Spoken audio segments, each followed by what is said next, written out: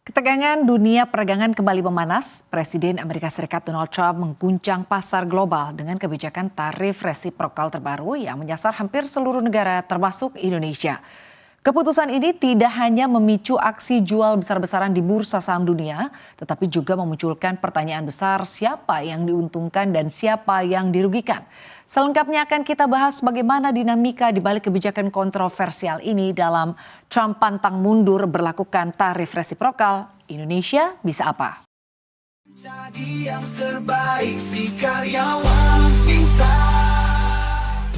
Guys, bombastis nih guys, tarif Trump 32% bikin ekspor Indonesia megap-megap, rupiah terjun bebas ke 17.103 rupiah per dolar Amerika Serikat. Pemerintah kirim delegasi ke Washington, tapi cukupkah itu? Apa strategi kita buat bertahan di tengah badai ekonomi global? Gaspol terus, karena ini lebih dari sekadar angka, ini soal nasib bangsa. Chapter 1. Tarif Trump, pukulan telak untuk ekspor Indonesia. Trump meledakkan tarif impor sampai 32% buat barang-barang dari Indonesia. Industri tekstil, elektronik, perikanan langsung megap-megap. Barang kita jadi mahal di pasar Amerika Serikat, otomatis kalah saing. Bukan cuma soal harga, ini soal hilangnya kepercayaan dagang. Amerika itu mitra dagang kedua terbesar kita setelah China. Setiap tahun, nilai ekspor kita ke Amerika Serikat bisa tembus lebih dari 20 miliar dolar. Begitu tarif ini dikenakan, ongkos ekspor kita naik drastis, pembeli Amerika Serikat langsung cari alternatif dari negara lain.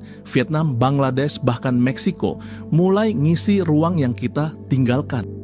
Yang paling ngeri, ini efek domino. Begitu ekspor seret, pabrik-pabrik yang tadinya beroperasi penuh mulai ngurangin shift. Ribuan buruh kena potong jam kerja, bahkan ada yang mulai dirumahkan. UMKM yang jadi pemasok juga kena imbas. Nggak peduli loh di pusat kota atau pelosok, efeknya nyebar kemana-mana. Pemerintah udah kirim delegasi tingkat tinggi ke Washington, katanya mau negosiasi ulang. Tapi ini bukan soal basa-basi diplomasi, ini balapan waktu. Kalau nggak cepat-cepat ada kepastian, ekosistem industri kita bisa kolaps. Dan ingat, ini baru langkah awal Trump. Masih ada potensi tarif tambahan, belum lagi tekanan geopolitik yang bisa nyeret negara kayak kita ke tengah-tengah medan konflik dagang. Chapter 2, mengapa Indonesia kena tarif? Resiprokal yang disampaikan oleh Amerika terhadap 60 negara menggambarkan cara penghitungan tarif tersebut yang saya rasa semua ekonom yang sudah belajar ekonomi tidak bisa memahami. Jadi ini juga sudah tidak berlagu lagi ilmu ekonomi. Yang penting pokoknya tarif duluan. Karena tujuannya adalah menutup defisit. Tidak ada ilmu ekonominya di situ. Trump nyalain alarm. Dia bilang tarif impor 32% ke Indonesia itu resiprokal. Katanya adil, katanya seimbang. Tapi dasar hitungannya absurd. Bahkan ekonom Amerika sendiri geleng-geleng kepala. Trump merasa Amerika rugi karena neraca dagang mereka defisit. Jadi siapapun yang surplus termasuk Indonesia langsung kena getahnya. Padahal kita ekspor barang legal, bukan senjata nuklir. Tapi yaitu logika Trump kadang bukan soal akal, tapi soal ego. Indonesia dituding terlalu untung. Jadi tarif itu bukan karena kita curang, tapi karena kita sukses. Ironis banget. Dunia dagang seharusnya soal kompetensi dan kualitas. Tapi Trump bikin jadi kompetisi jotos-jotosan angka. Yang lebih gila, dasar perhitungan tarifnya nggak transparan. Negara yang lebih besar dari kita bisa lolos. Kita disikat. Ini kayak main bola, wasitnya pemain lawan. Ini bukan perang dagang, ini duel gengsi. Dan Indonesia diposisikan jadi samsak di ring yang bukan kita pilih. Chapter 3, Sri Mulyani serang balik tanpa peluru. Sri Mulyani nggak diam, dia langsung buka suara. Tarif Trump ini nggak ada dasar ekonomi yang jelas. Kata dia, ini cuma transaksi politik bikin dunia makin kacau. Ekonom mana yang setuju kalau kebijakan seperti ini diteruskan? Tapi dia nggak cuma kritik, dia langsung bergerak. Langsung ancang-ancang dengan langkah konkret, potong beban tarif sampai 14%. PPh impor dipangkas, bea masuk disesuaikan, reformasi perpajakan digas lagi. Semua itu dilakukan biar APBN kita tetap waras meskipun dunia lagi panas. Sri Mulyani nggak cuma ngomong, dia kerja.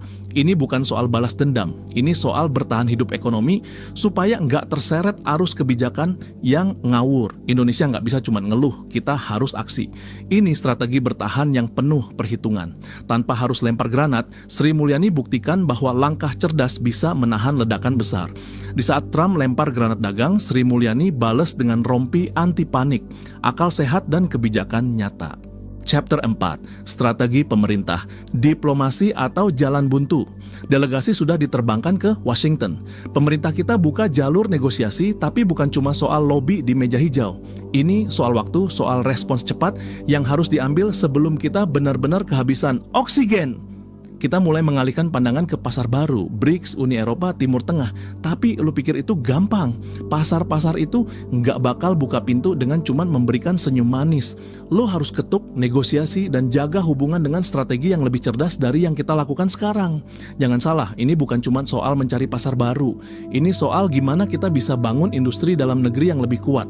Tapi kalau langkah kita masih santai, terlalu lama berpikir dan nggak cepat bertindak, pasar yang kita incar bisa lepas dari genggaman. Stimulus fiskal dan reformasi struktural sudah digencarkan, tapi ini harus diikuti dengan eksekusi yang solid, bukan cuma jadi headline berita. Kita nggak bisa terus-terusan berlari-lari kecil, menunggu kesempatan datang begitu saja. Chapter 5, Kesimpulan. Lupakan dunia lama. Sistem global yang kita kenal udah roboh. Ini bukan lagi soal siapa yang punya relasi paling kuat, tapi siapa yang paling cepat adaptasi. Dulu kita bisa berharap dari ekspor komoditas, tunggu harga batu bara naik, nikmati limpahan devisa. Sekarang, nggak ada jaminan. Tarif, proteksionisme, ego nasional, semuanya main hantam. Lo mau bertahan, nggak cukup cuma jadi penonton. Industri harus bangun sendiri. Produksi dalam negeri harus naik kelas, nggak bisa lagi numpang dagang pakai merek luar. Dan ini bukan cuma PR pemerintah, ini soal cara lo belanja, lo konsumsi, lo dukung ekonomi sendiri. Karena kalau lo diem, lo dilibas. Tapi kalau lo gerak, lu bisa jadi pemain utama.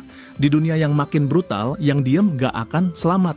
Yang adaptif bisa jadi raja di tengah reruntuhan. Lu pikir strategi kita udah cukup buat hadapi tarif Trump dan perang dagang global? Atau ini semua baru pemanasan sebelum badai beneran datang? Tulis pendapat lu sekarang juga di kolom komentar. Jangan cuma nonton sambil ngeluh. Jadi bagian dari obrolan. Jadi bagian dari solusi. Dan pastinya subscribe sekarang juga biar lo nggak ketinggalan insight tajam. Terima kasih sudah menonton video ini hingga selesai. Sampai jumpa di video bombastis lainnya dan tetap cerdas. Dan motivasi untuk terus berkarya.